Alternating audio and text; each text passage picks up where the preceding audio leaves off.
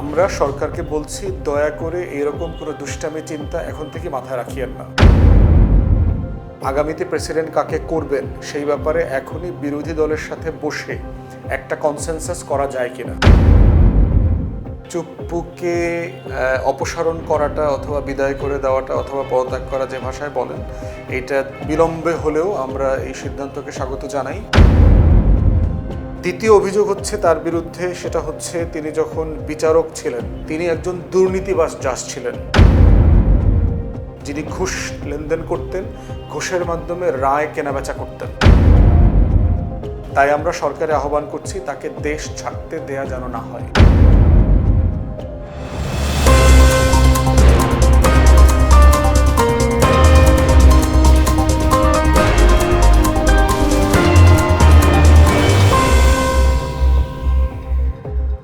আসসালামু আলাইকুম।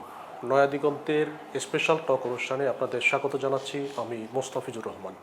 আজকে আমরা আলোচনা করব রাষ্ট্রপতি শাহাবুদ্দিনের পদত্যাগ, তার দায়মুক্তি, জুলাই ঐক্য, জুলাই গণ অভ্যুত্থানের 2 বছরের মূল্যায়ন সহ নানা বিষয় নিয়ে। এই বিষয়ে আলোচনার জন্য আমরা আজকে উপস্থিত হয়েছি আমার বাংলাদেশ পার্টির সাধারণ সম্পাদক ব্যারিস্টার আসাদুজ্জামান ফুয়াদের কাছে। জনাব আসাদুজ্জামান ফুয়াদ, আপনাকে স্বাগত জানাচ্ছি আমাদের আজকের আয়োজনে। ধন্যবাদ। আপনার কাছে আমরা প্রথমেই জানতে চাচ্ছি যে রাষ্ট্রপতি শাহাবুদ্দিন, যিনি সম্প্রতি পদত্যাগ করেছেন, তার এই পদত্যাগকে আপনি কিভাবে দেখছেন? প্রথম কথা হচ্ছে যে জুলাই গণ অভ্যুত্থানের পরে আমাদের যে মৌলিক কিছু দাবি ছিল রাষ্ট্রের কাছে, তার ভিতরে একটা দাবি ছিল যে চুপ্পুকে অপসারণ করতে হবে, 72-এর সংবিধান বাতিল করতে হবে, সাসপেন্ড করতে হবে। তো সেই জায়গা থেকে বিএনপির অসহযোগিতার কারণে যেটা হয়েছে যে এই কাজটা করা সম্ভব হয়নি। অন্তর্বর্তীকালীন সরকারের একটা বড় অংশ আপনার এই প্রস্তাবনার সাথে একমত ছিলেন যে হ্যাঁ, চুপ্পুকে বিদায় করতে হবে এবং 72-এর সংবিধান সাসপেন্ড করতে হবে, তা না হলে গণ অভ্যুত্থানের যে আকাঙ্ক্ষা তরুণদের, সেগুলো বাস্তবায়ন করা সম্ভব হবে না। এবং যে হয় নাই সেগুলো আমরা ধাপে ধাপে টের পেয়েছি এবং দেখতে পেয়েছি। শুধু বিএনপি না, আপনার ক্ষমতার ভরকেন্দ্রে আছেন এমন অনেক গুরুত্বপূর্ণ ব্যক্তিরাও চান নাই যে চুপ্পু চলে যাক, সরে যাক। তো সেরকম একটা বাস্তবতায় চুপ্পুকে অপসারণ করাটা অথবা বিদায় করে দেওয়াটা অথবা পদত্যাগ করা, যে ভাষায় বলেন, এইটা বিলম্বে হলেও আমরা এই সিদ্ধান্তকে স্বাগত জানাই।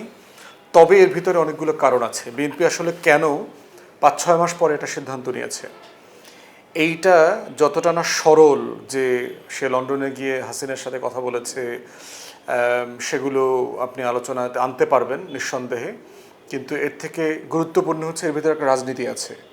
এবং বিএনপির যে অতীত সাংবিধানিক সংকট তৈরি করবার, কেওয়াস করবার যে ইতিহাস আছে, এটার সাথে এখানে একটা কানেকশন পয়েন্ট আছে এবং আমরা ধারণা করব এরকম কোনো ঘটনা যেন ভবিষ্যতে না ঘটে।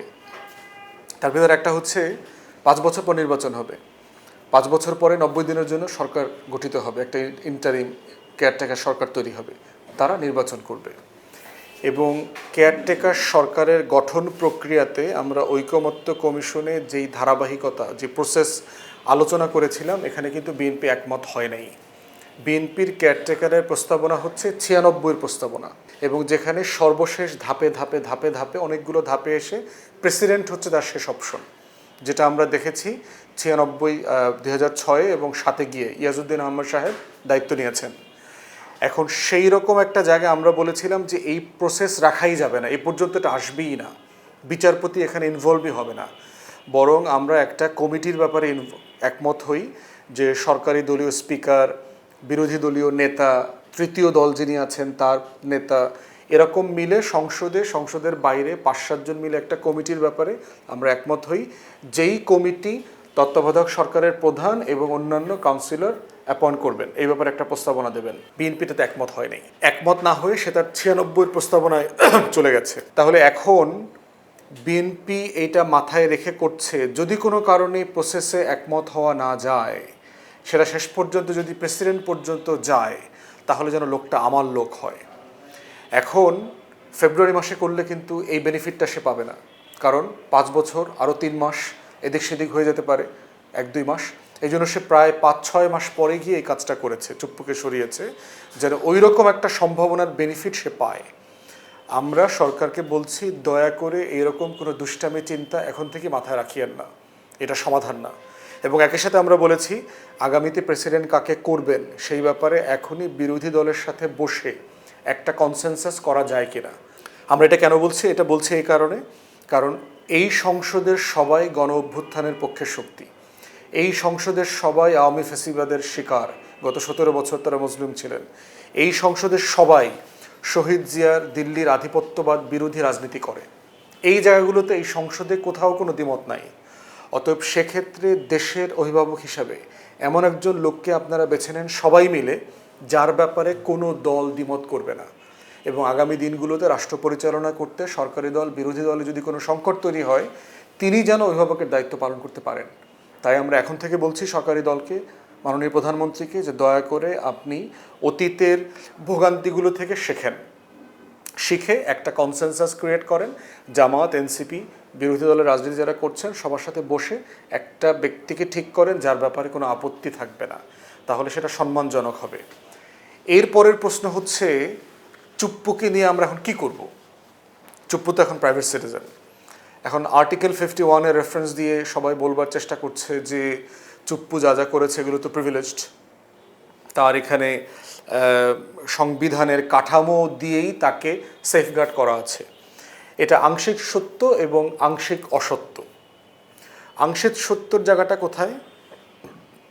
আর্টিকেল 51-এ যেটা বলে দেওয়া আছে, রাষ্ট্রপতির দায়িত্ব পালন করতে গিয়ে তিনি যা যা করেছেন, এই করার মধ্য দিয়ে কোনো ফৌজদারি অপরাধের এলিগেশন আনা যাবে না, তাকে মামলার মুখোমুখি করা যাবে না। রাষ্ট্রপতি দায়িত্ব পালন করতে গিয়ে তিনি যা যা করেছেন, দায়িত্ব পালন করতে গিয়ে, যেমন ধরেন তিনি দায়িত্ব পালন করতে গিয়ে অনেক অসাংবিধানিক কাজ করতে হয়েছে। কীরকম দেখেন বলি, এক্সাম্পল। 5 তারিখে হাসিনা পালাইছে, 8 তারিখ পর্যন্ত দেশে কোনো সরকার নাই, 6 তারিখে দেশে অ্যাটর্নি জেনারেল অ্যাপয়েন্ট হয়েছে। কিভাবে হইল? সংবিধানে তো বলে দেওয়া আছে প্রধানমন্ত্রীর পরামর্শক্রমে রাষ্ট্রপতি অ্যাটর্নি জেনারেল অ্যাপয়েন্ট করবেন। দেশে তো প্রধানমন্ত্রী নাই, কে পরামর্শ দিল? তাহলে বাই ডিফল্ট এখানে সংবিধান লঙ্ঘন হয়েছে। এই যে বিএনপির যাকে, যিনি এখন আইনমন্ত্রী, তাকে যে অ্যাপয়েন্ট করা হয়েছে, তাকে, এটা তো খুবই একটা ধোয়াচ্ছন্ন পরিবেশে তার অ্যাপয়েন্টমেন্ট হয়েছে। তিনি আসলে, তাকে কে অ্যাপয়েন্ট করেছে অ্যাটর্নি জেনারেল, যখন দেশে কোনো সরকার নাই? এরপরে দেখেন 106 রেফারেন্স যেটা বলা হচ্ছে অন্তর্বর্তীকালীন সরকারের সাংবিধানিক বৈধতা দিয়েছে। আর্টিকেল 106 কে ট্রিগার করে? এটা তো পিএমের অফিস থেকে ট্রিগার করতে হবে। তিনি পরামর্শ দেবেন, তিনি লিখবেন, সুপ্রিম কোর্টের রেফারেন্সের জন্য যাবে, এই প্রসেস তো ফলো করা হয়নি। তাহলে রাষ্ট্রপতি এই প্রসেস কিভাবে ফলো করালেন? কিভাবে অন্তর্বর্তীকালীন সরকার গঠিত হলো? এই গঠন প্রক্রিয়া তো অবৈধ হয়েছে সংবিধানিক মোতাবেক। থার্ড হচ্ছে এক্সাম্পল দিয়ে আপনার সংসদ ভাঙার এখতিয়ার কীভাবে তৈরি হয়?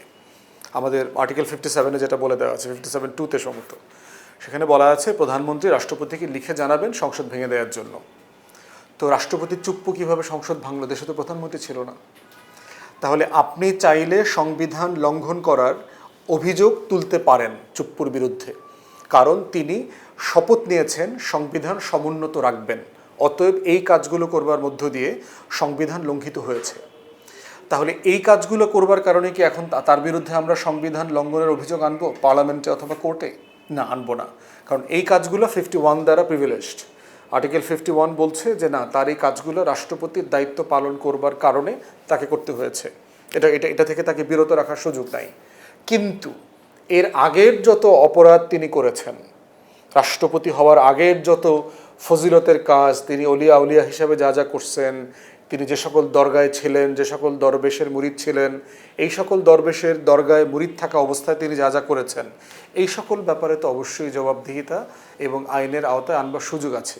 কি আছে আমাদের জনগণের তরফ থেকে আমাদের অভিযোগটা কি? প্রথম কথা হচ্ছে, আমি পাবলিকলি বহু জায়গায় বলেছি, 72 থেকে 75 আওয়ামী লীগের আমলে রেশনের দুধ চুরি করবার জন্য, অনিয়ম করবার জন্য তাকে জেল খাটতে হয়েছে। ছাত্রলীগ করে যুদ্ধের পরে শেখ মুজিবের কাছ থেকে ডিলারশিপ আইনা সারা দুনিয়াতে বাংলাদেশের দুর্ভিক্ষ পীড়িত মায়েদের, শিশুদের খাবারের দুধ চুরি করার অপরাধে আওয়ামী লীগের আমলেই তাকে জেলে যাইতে হয়েছে, রেশনের দুধ চুরি করে। এবং সেই জেলে যারা যারা তার সাথে একসাথে ছিল, জাসদ ছাত্রলীগ করছে, জাসদের রাজনীতি করছে, তখন আপনি জানেন হাজার হাজার মানুষ তখন আওয়ামী লীগের আমলে, শেখ মুজিবের আমলে জেলে ছিল, তারা আমারে বলছে যে ভাই আমি আর চুপ্পু একসাথে জেল খাটছি। এবং এই আমলেও ওই ধরনের লোকরা আমার সামনে বসে চুপ্পুরে ফোন দিয়া ভাই তুমি প্রেসিডেন্ট হইছো আমাকে খোঁজখবর রাখো না, এরকম তুইতুকারির সম্পর্ক। তাহলে এইরকম একটা বাস্তবতা সম্পর্কে আমরা জানি। হাসিনা জানতো না, যে জিনিস আমি জানি সেটা হাসিনা জানবে না? অবশ্যই জানবে। তাকে তার গোয়েন্দা সংস্থারা ইন্টেলিজেন্স ভেটিং করে যে কোনো অ্যাপয়েন্টমেন্টের আগে পিএমকে অবশ্যই জানানোর কথা। ডিজিএফআই এনএসআইয়ের একটা কমন রেসপন্সিবিলিটি যে অ্যাপয়েন্টমেন্ট তারা ভেটিং করে। দ্বিতীয় অভিযোগ হচ্ছে তার বিরুদ্ধে, সেটা হচ্ছে তিনি যখন বিচারক ছিলেন, জাজ ছিলেন, তার সম্পর্কে কমন পারসেপশন ছিল তিনি একজন দুর্নীতিবাজ জাজ ছিলেন, যিনি ঘুষ লেনদেন করতেন, ঘুষের মাধ্যমে রায় কেনাবেচা করতেন। তৃতীয় অভিযোগ হচ্ছে তার বিরুদ্ধে যখন দুদকের কমিশনার ছিলেন, আমি ব্যক্তিগতভাবে অনেক লোককে চিনি যারা বলেছেন বস্তা ভরে তাকে টাকা দিয়ে আসছে দুদকের কমিশনার। এবং আপনি জানেন দুদকে একটা মেশিন আছে, যেই মেশিনের এক পাশ থেকে রাজাকার পাঠাইলে অন্য পাশ থেকে মুক্তিযোদ্ধা হয়ে বের হয়, এক পাশ থেকে আপনি এসালম পাঠাবেন অন্য পাশ থেকে দরবেশ হয়ে বের হবে। তো এই মেশিন সংস্কার করবার জন্য তাকে বস্তায় বস্তায় টাকা দিতে হয়েছে। এবং তিনি প্রচুর ওই সনদ, নীলক্ষেতের সনদ ওখানে বিতরণ করেছেন ওই সকল লোকদের, সততার সনদ। চতুর্থ অভিযোগ কি তার বিরুদ্ধে, তিনি নামে বেনামে মালয়েশিয়া, দুবাই সহ পৃথিবীর বিভিন্ন দেশে টাকা পাচার করেছেন, সেকেন্ড হোম কিনেছেন, বাড়ি আছে, পার্মানেন্ট রেসিডেন্সি আছে। দুবাই, মালয়েশিয়ার পার্মানেন্ট রেসিডেন্সির ব্যাপারে খুব শক্ত এভিডেন্স আছে। অনেক জায়গাতে তার পাসপোর্ট, পিআরের কপি এগুলো পাবলিক স্পেয়ারে আসছে। এখন এগুলোর প্রত্যেকটাই ফৌজদারি অপরাধ, যেগুলো তিনি তথ্য গোপন করে হয়েছেন। এগুলো করা অবস্থায় তিনি আসলে রাষ্ট্রপতি হওয়ার যোগ্য ছিলেন কিনা, তখন প্রশ্ন আসবে তিনি আসলে ওই যোগ্যতার লঙ্ঘন করছেন কিনা। রাষ্ট্রপতির যে আইনে বলে দেওয়া আছে যেই যোগ্যতার ভিত্তিতে তাকে রাষ্ট্রপতি হতে পারবেন, তার এখানে কোনোটা ব্রিচ হয়েছে কিনা। তাই আমরা সরকারে আহ্বান করছি তাকে দেশ ছাড়তে দেয়া যেন না হয়, সেটা চিকিৎসার জন্য হোক, অন্য কোনো কারণে হোক, তিনি যেন দেশ ছেড়ে যেতে না পারেন। যা করতে হবে এখানেই করতে হবে। এরপরে তার বিরুদ্ধে সবচেয়ে বড় যে আশঙ্কা, সেটা হচ্ছে আপনি জানেন যে প্রোটোকলের বাইরে থেকে তিনি ইন্টারভিউ দিয়েছেন। মানবজমিনের সম্পাদককে তিনি বলেছেন যে হাসিনার পদত্যাগপত্র আমি পাই নাই। এটা কালেক্ট করতে, মানবজমিনের সম্পাদকও বলেছেন, মানবজমিনের সম্পাদক টকশোতে আমাদেরকেও বলেছেন যে তাকে চুপ্পু বলেছেন, এবং এটা উনি পরবর্তীতে ইন্টারভিউর মানবজমিনে ছাপিয়েও দিয়েছেন। তো তারপরে হচ্ছে যে এফপি, রয়টার, এপি এরকম বিভিন্ন সংস্থার সাথে কিন্তু তিনি ইন্টারভিউ দিয়েছেন।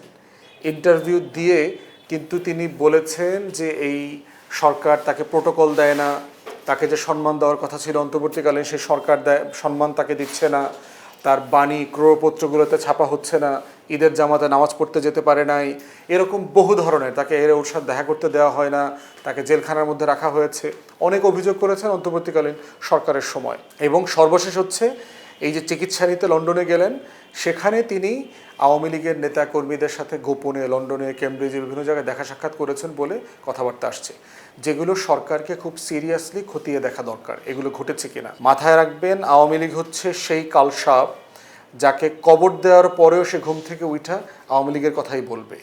অতএব এইরকম কোনো কালসাপ শুধুমাত্র সংসদে গিয়ে জয় বাংলার জিকিরের বদলে বাংলাদেশ জিন্দাবাদ বলছে, এই জন্য তার ধর্ম পরিবর্তন হয় নাই, এই জন্য তার খতনা করার প্রয়োজন হয় নাই।